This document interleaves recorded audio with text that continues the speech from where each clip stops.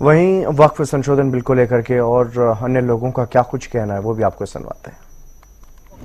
वक्फ संशोधन बिल आज टेबल किया गया है लोकसभा में। वहीं हमारे साथ कुछ मुस्लिम महिलाएं भी मौजूद है। मैम, आप सभी का हजारा न्यूज पर स्वागत है। आपका नाम क्या है? मेरा नाम डॉक्टर है। किस तरीके से आप देखती हैं वक्फ संशोधन बिल को? देखिए, ये बड़ा हिस्टोरिकल बिल है और चाहे नेगेटिव कॉन्टेक्स्ट में बहुत सारी पॉलिटिकल पार्टीज़ या कुछ और जो डिफरेंट ग्रुप्स है वो उसका विरोध कर रहे हैं, क्योंकि उनके सेल्फ इंटरेस्ट बहुत रहे हैं। अभी तक जो मिसमैनेजमेंट होता रहा है वक्फ के नाम पर, तो वो उस चीज़ की अकाउंटेबिलिटी नहीं चाहते हैं।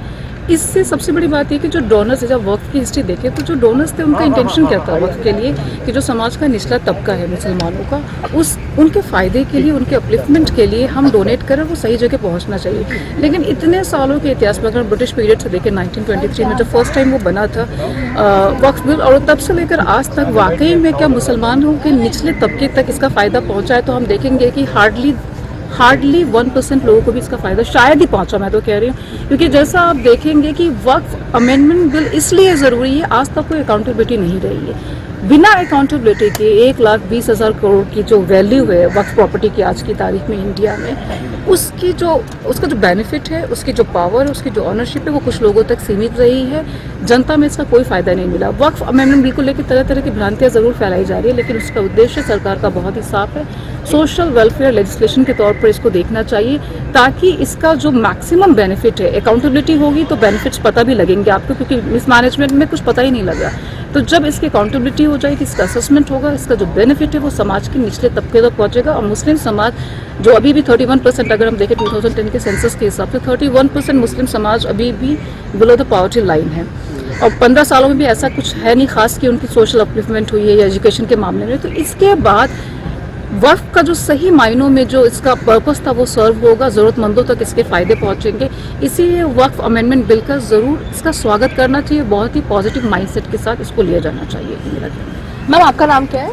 मेरा नाम डॉक्टर शाइस्ता समी, मैं दिल्ली यूनिवर्सिटी से। ये एक कहीं ना कहीं चर्चाएं चल रही है, कई मुस्लिम्स को ये डर है कि जब वक्फ संशोधन बिल आ जाएगा या इस तरह की कोई और चीज़ें भी आती है तो मुस्लिम समुदाय को खतरा है, उनकी आइडेंटिटी को खतरा है। और केवल मुसलमान नहीं बल्कि बाकी माइनॉरिटी से भी कहीं ना कहीं उनसे दरख्वास्त किया जा रहा है कि आप भी आवाज़ उठाइए, आप भी खतरे में हैं। ऐसा कोई खतरा मुझे तो नहीं नज़र आता है कि अगर बिल आता है तो ऐसा कोई खतरा है। बिल में क्या है, आपने जो भी उसके 14 पॉइंट्स हैं वो पढ़े हैं।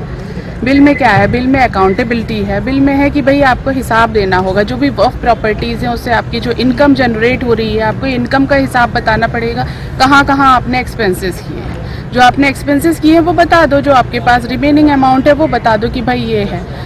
आप जो प्रॉपर्टी से इनकम हो रही है आप उसको 10%, 20% भी डिस्क्लोज नहीं कर रहे हो, ठीक है। वो सारी की सारी इनकम आपके पास है, आपकी जेब में। जिन लोगों का कब्जा है वक्फ प्रॉपर्टी के ऊपर, उनका सबसे ज़्यादा फ़ायदा है। वक्फ का मतलब क्या था? वक्फ का मतलब था कि आपकी प्रॉपर्टी को आपने वक्फ की जो की है प्रॉपर्टी, वो अल्लाह के नाम पे की है, अल्लाह के नाम पे की है, सोशल वेलफेयर पे के लिए, जो लोगों की एजुकेशन के लिए की है, गरीबों की एजुकेशन के लिए की है, उनके अपलिफ्टमेंट के लिए की है। क्या ऐसा कुछ हुआ है?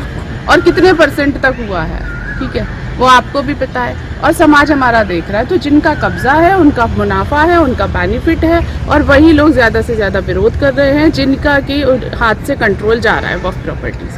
मैम, आपका नाम क्या है? मेरा नाम असरफ तक है, मैं दिल्ली विश्वविद्यालय से PhD कर रही हूँ। मैम, किस तरीके से वक्फ संशोधन बिल को आप देखते हैं, क्योंकि कहीं ना कहीं भ्रांति फैलाने की कोशिश की जा रही है, तो क्या ये मुसलमानों के हित में है, क्या ये इंडिया के हित में है? जो वक्फ अमेंडमेंट बिल है वो मुस्लिम समाज के हित में है। ओवैसी और मदनी जैसे लोग भ्रांति फैला रहे हैं समाज के लिए कि मुस्लिम समुदाय को इसका विरोध करना चाहिए। जमीयत उल हिमायत इस्लाम, ऑल इंडिया सूफी सजादा नशीन काउंसिल, मुस्लिम राष्ट्रीय मंच, मुस्लिम महिला बौद्धिक समूह इस बिल का समर्थन करता है। इस बिल के पास होने से जो वक्फ की संपत्ति है उसमें पारदर्शिता आएगी। जो अशराफ समाज है, जो ऊंचा तबका है, उसने मुस्लिम समाज के लिए जो वक्फ की दी गई संपत्ति है उसका कोई भी पारदर्शिता